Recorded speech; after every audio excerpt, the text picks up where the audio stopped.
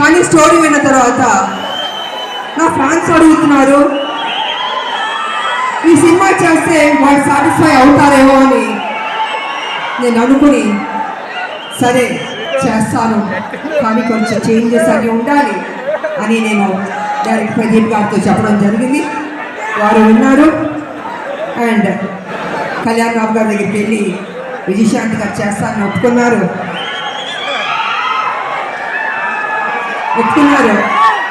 So అక్కడి నుంచి ఆ కథ అల్లి ఒక స్వరూపం వచ్చింది. ఆ స్వరూపం వచ్చిన తర్వాత అశోక్ గారు, సునీల్ గారు ప్రొడ్యూసర్స్ వాళ్ళని తెలిసింది. ఈ సినిమాని మేము మొదలు పెట్టాం.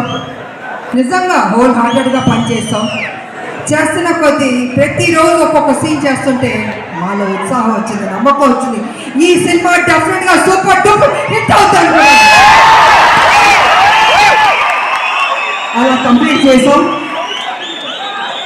చేసిన తర్వాత మాకు ఎడిటింగ్ టేబుల్ నుంచి తమ్మిరాజు గారు ఫోన్ చేసి చెప్పారు, అమ్మ నిజంగా అద్భుతంగా చేశారు, మీరు కళ్యాణ్ రావు గారు కాంబినేషన్ కొన్ని సీన్స్ ఉన్నాయి, కళ్ళం నీళ్ళు వచ్చేస్తే మాకు నిజంగా మీరు చెప్తున్నాను, మనస్ఫూర్తిగా చెప్తున్నాను, ఈ సినిమా పెద్ద హిట్ అవుతుందమ్మా, మీరు ధైర్యంగా ఉండదని ఫస్ట్ రిపోర్ట్ ఎడిటింగ్ రూమ్ నుంచి మాకు వచ్చింది. తమ్మిరాజు గారు చెప్పారు.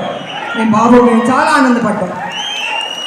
ఆ తర్వాత మొన్న జరిగిన సెన్సార్, ఆ సెన్సార్ బోర్డు రిపోర్ట్ కూడా వచ్చింది. ఇద్దరు పోటాపోటీ పడి యాక్ట్ చేశారు, చాలా బాగుంది, ఇంకొక పెద్ద హిట్ కొట్టబోతున్నారు అని మన పేపర్లో వచ్చింది, నేను చూశాను. సో ఈ సినిమా స్టార్టింగ్ నుంచి పాజిటివ్ అని రిపోర్ట్స్ వస్తూనే వచ్చింది. ఎందుకో తెలీదు, ఆ ఒక నమ్మకంతో సంతోషంతో మేము హిట్ కొట్టబోతామని మేము గ్యారంటీగా ఫిక్స్ అయిపోయాం.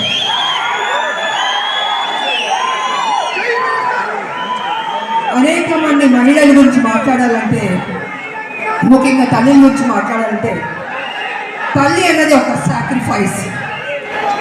ప్రతి నిత్యం తన కొడుకు కోసం ఆరాటం ఆరాటం ఆరాటం.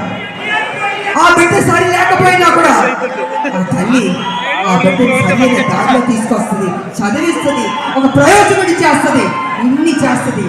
కానీ కొన్ని సందర్భాల్లో బిడ్డ రాంగ్ ట్రాక్లోకి వెళ్తూ ఉంటాడు. అప్పుడు ఆ తల్లి పడే ఆరాటం ఎవరితో చెప్పుకుంటుంది? భర్త పక్కన తిడుతుంటాడు, ఏం చేస్తాం కొడుకు సరిలేడు అని ప్రతిరోజు తిడుతుంటే ఆ తల్లి, లేదండి నా కొడుకు మంచోడు అవుతాడు, తన తప్పు